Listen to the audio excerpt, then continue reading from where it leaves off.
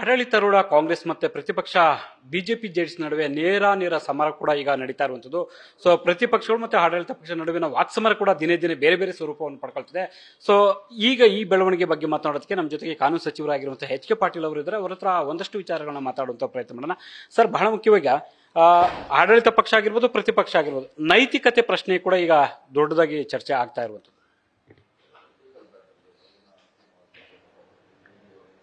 ಅನವಶ್ಯಕವಾಗಿ ಸತ್ಯಕ್ಕೆ ದೂರವಾದಂಥ ದೂರುಗಳನ್ನು ಮಾಡಿದಾಗ ಅಥವಾ ಜನರ ಭಾವನೆಗೆ ಸ್ಪಂದಿಸಿ ಏನು ಷಡ್ಯಂತ್ರಗಳನ್ನು ಮಾಡ್ತಾ ಇದ್ದಾರೆ ಅದಕ್ಕೆ ಪ್ರತಿಯಾಗಿ ಸ್ಪಂದನೆ ಮಾಡಿ ಕ್ರಮ ತೆಗೆದುಕೊಂಡಾಗ ಮತ್ತೆ ಜನರ ಮನಸ್ಸಿನಲ್ಲಿ ಸುಳ್ಳುಗಳ ಮೂಲಕ ಸಂಶಯ ಸೃಷ್ಟಿ ಮಾಡುವಂಥ ಪ್ರಯತ್ನ ಏನಿದೆ ಇದು ಸೂಕ್ತವಾದದ್ದಲ್ಲ, ಸರಿಯಾದ ನಡತೆ ಅಲ್ಲ, ಆರೋಗ್ಯಕರ ಬೆಳವಣಿಗೆ ಅಲ್ಲ. ಆ ಹಿನ್ನೆಲೆಯೊಳಗೆ ಅನಿವಾರ್ಯವಾಗಿ ಕೆಲವು ಮಾಹಿತಿಗಳನ್ನು ನಾವು ಹಂಚ್ಕೋಬೇಕಾಗುತ್ತೆ. ಆ ಕೆಲಸ ಮಾತ್ರ ಇವತ್ತಾಗಿರೋದು.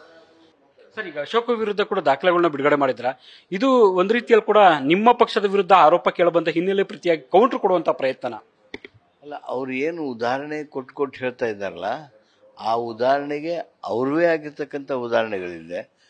ಆ ಉದಾಹರಣೆಗಳನ್ನು ಇವತ್ತು ನಾವು ಎತ್ತಿ ತೋರಿಸಿದ್ದೇವೆ ಅಂದರೆ ಅವರು ಅದನ್ನು ಹೇಳೋದಕ್ಕೆ ಮುಂದೆ ಬರಬೇಕು. ಅದನ್ನು ಹೇಳ್ರಿ, ನೀವು ರಾಜೀನಾಮೆ ಕೇಳ್ತಿದ್ರೆ ನಿಮಗೇನು ನೈತಿಕ ಹಕ್ಕಿದೆ ಅನ್ನೋದನ್ನು ಇವತ್ತು ಸ್ಪಷ್ಟಪಡಿಸಿದ್ದೇವೆ. ಸರ್, ಸಿಎಂ ಸಿದ್ದರಾಮಯ್ಯ ಅವರ ವಿಚಾರವಾಗಿ ಮುಂದಿನ ಹೋರಾಟ ಹೇಗಿರುತ್ತೆ ಸರ್? ಕಾನೂನಾತ್ಮಕ ಮತ್ತೆ ರಾಜಕೀಯವಾಗಿ ಯಾವ ರೀತಿ ಇರುತ್ತೆ? ನೋಡಿ, ರಾಜಕೀಯವಾಗಿ ನಮ್ಮ ಸಚಿವ ಸಂಪುಟ ಅವ್ರ ಜೊತೆಗಿದೆ, MLAಗಳು ಅವ್ರ ಜೊತೆಗಿದ್ದಾರೆ, ಹೈಕಮಾಂಡ್ ಅವ್ರ ಜೊತೆಗಿದ್ದಾರೆ, ನಮ್ಮ ಕಾರ್ಯಕರ್ತರ ಪಡೆ ಅವ್ರ ಜೊತೆಗಿದ್ದಾರೆ. ಕಾನೂನು ಸಮರದಲ್ಲಿ ನಾವು ಮೊದಲನೇ ಹಂತದೊಳಗೆ ನಮಗೆ ಹಿನ್ನಡೆ ಆಗಿದೆ. ಕಾನೂನು ಸಮರವನ್ನು ಮುಂದೆ ತೆಗೆದುಕೊಂಡು ಹೋಗ್ತೀವಿ. ಏನು ಸೂಕ್ತವಾದದ್ದು ತಜ್ಞರ ಜೊತೆಗೆ ಚರ್ಚೆ ಮಾಡ್ತಾ ಇದ್ದೇವೆ, ಆ ಕ್ರಮಗಳನ್ನು ಇಡ್ತೇವೆ. ಸರ್, ಸುಪ್ರೀಂ ಕೋರ್ಟ್ಗೆ ಹೋಗುವಂತ ಏನೋ ಸಾಧ್ಯತೆ ಇದೆಯಾ? ಇನ್ನೂ ನಾವು ನಿರ್ಣಯಿಸಿಲ್ಲ. ಸೂಕ್ತವಾಗಿರ್ತಕ್ಕಂಥ ಕಾನೂನಿನ ಹೆಜ್ಜೆಗಳನ್ನು ಹಾಕ್ತೀವಿ. ಸರ್, ಈಗ ಕಾಂಗ್ರೆಸ್ ಸಚಿವರಿಗೆ ಒಂದು ರೀತಿ ಇಡಿ ಭಯ ಕೂಡ ಶುರುವಾಗಿದೆ ಅನ್ನುವಂಥ ಮಾತುಗಳು ಕೇಳಿಬರ್ತಿದೆ. ಆ ರೀತಿ ಇಡಿ ಆತಂಕ ಏನಾದರೂ ಇದೆಯಾ ನಿಮಗೆ? ಇಡಿ ನೋಡ್ರಿ, ನಮ್ಮ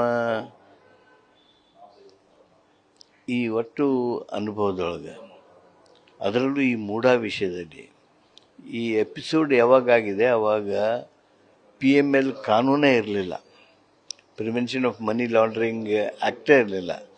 ಆದಾಗ್ಯೂ ಸೋಮೋಟೋ ಆ ಕಾನೂನನ್ವಯ ಇವರು ರಿಜಿಸ್ಟರ್ ಮಾಡ್ಕೊಳ್ಳೋದು ನಿಜವಾಗಿಯೂ ಸೂಕ್ತವಾದದ್ದಲ್ಲ. ರಾಜಕೀಯವಾಗಿ ಇಡಿ ಬಳಕೆ ದುರ್ಬಳಕೆ ಈ ಮಟ್ಟದಲ್ಲಿ ಆಗೋದನ್ನು ನಮ್ಮ ಒಟ್ಟು ಸಮುದಾಯ, ಸಮಾಜ, ದೇಶ ಸಹಿಸೋದಿಲ್ಲ. ಸರ್, ಪ್ರತಿಪಕ್ಷಗಳು ನಿವೇಶನ ವಾಪಸ್ ಮಾಡಿರುವಂಥ ಬೆಳವಣಿಗೆಯಲ್ಲಿ ತಪ್ಪನ್ನು ಒಪ್ಕೊಂಡಂಗಾಗಿದೆ ಅನ್ನುವಂಥ ಮಾತನ್ನು ಹೇಳ್ತಿದ್ದಾರೆ. ಸಿದ್ದರಾಮಯ್ಯವರ ಧರ್ಮಪತ್ನಿಯವರು ಸ್ಪಷ್ಟಪಡಿಸಿದ್ದಾರೆ. ಅವರಿಗೆ ಆಗಿರ್ತಕ್ಕಂಥ ಮನಸ್ಸಿಗೆ ಘಾಸಿ. ಅದರ ಜೊತೆಗೆ ಮಾನ್ಯ ಸಿದ್ದರಾಮಯ್ಯನವರ ತೇಜೋವಧೆ ಮಾಡೋದಕ್ಕೆ ವಿರೋಧ ಪಕ್ಷಗಳ ವಿಶೇಷವಾಗಿರ್ತಕ್ಕಂಥ ಆ ಒಂದು ಕುತಂತ್ರ, ಆ ಹಿನ್ನೆಲೆ ಅವ್ರನ್ನ ಭಾಳಷ್ಟು ಮಾನಸಿಕ ಒತ್ತಡಕ್ಕೂ ತಂದಿದೆ. ಅಷ್ಟೇ ಅಲ್ಲ, ಒಬ್ಬ ಗೃಹಿಣಿ ಅವರ ಮನೆಯವರಿಗೆ ಆಗ್ತಕ್ಕಂಥ ಹ್ಯುಮಿಲೇಷನನ್ನು ಗಮನಿಸಿ ಅವರು ಆ ನಿರ್ಣಯವನ್ನು ತೆಗೆದುಕೊಂಡಿದ್ದಾರೆ. ಸೊ ಇದಿಷ್ಟು ಕೂಡ ಕಾನೂನು ಸಚಿವರಾಗಿರುವಂತಹ ಎಚ್.ಕೆ. ಪಾಟೀಲ್ ಅವರ ಸ್ಪಷ್ಟವಾದ ಮಾತುಗಳು. ಕ್ಯಾಮರಾ ಪರ್ಸನ್ ಬೈರೇಶ್ ಜೊತೆ Harish Kakul, news first, Bengaluru. News first ನಿರ್ಭೀತಿಯಿಂದ ನಿಮ್ಮ ಪರವಾಗಿ.